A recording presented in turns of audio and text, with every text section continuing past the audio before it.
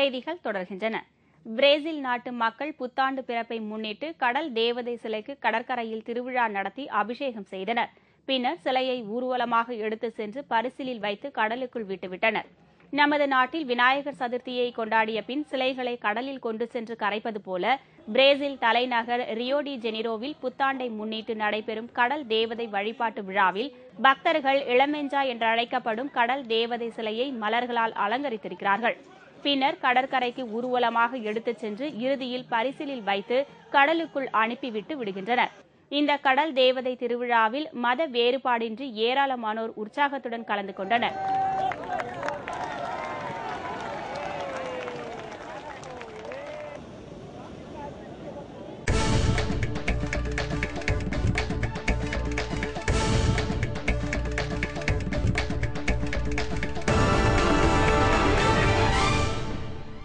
நேபாளத்தில் சுற்றுலாத்துறை நடத்திய விழாவில் யானைகளுக்கு இடையேயான கால்பந்தாட்டத்தில் யானைகள் பந்தை லாவகமாக கால்களால் உதைத்தும் தும்பிக்கையால் அடித்தும் விளையாடியது சுற்றுலா பயணிகளை வெகுவாக கவர்ந்தது.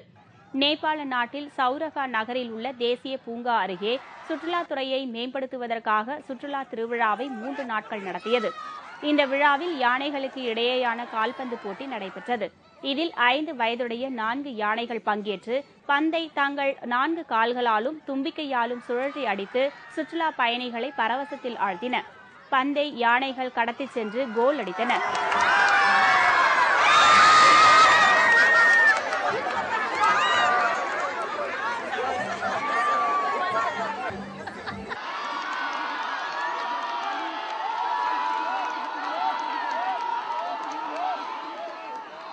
இதில் லயன்ஸ் கிளப் யானைகள் அணி 2-1 என்ற கோல் கணக்கில் கிஸ் பேங்க் அணியை வென்று பரிசை தட்டிச் சென்றது.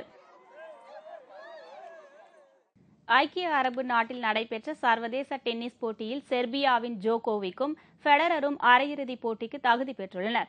ஐக்கிய அரபு நாட்டின் அபுதாபி நகரில் சர்வதேச காட்சி டென்னிஸ் போட்டியின் காலிறுதி ஆட்டம் நடைபெற்றது.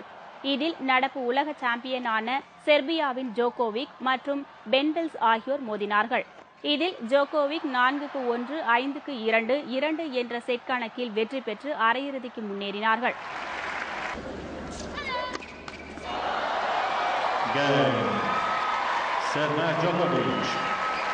இதேபோல் மற்றொரு காலிறுதிப் போட்டியில் ஃபெடரர் டூசங்காவை எதிர்கொண்டார். இந்த போட்டியில் ஃபெடரர் வெற்றி பெற்று அரையிறுதிக்கு தகுதி பெற்றார். அரையிறுதிப் போட்டியில் ஜோகோவிக்கும் சுவிட்சர்லாந்தின் ரோஜர் ஃபெடரரும் மோத உள்ளனர். இந்த போட்டி குறித்து செய்தியாளர்களை சந்தித்த ஜோகோவிக் அரையிறுதிப் போட்டியில் தான் சிறப்பான ஆட்டத்தை வெளிப்படுத்தி ஃபெடரரை வென்று இறுதிப் போட்டிக்கு முன்னேறுவது உறுதி என்றும் அதன் மூலம் தனது உலக சாம்பியன் பட்டத்தை 2வது ஆண்டிலும் தக்க வைத்துக் கொள்வேன் என்றும் தெரிவித்தார். இத்துடன் செய்திகள் நிறைவடைகின்றன. மீண்டும் தலைப்புச் செய்திகள் மாலை 6 மணிக்கு. உங்கள் பிரச்சினைகளுக்கு உடனடி தீர்வு காண 30134600 என்ற கேப்டன் டிவியின் தொலைபேசி எண்ணை தொடர்பு கொள்ளவும். வணக்கம்.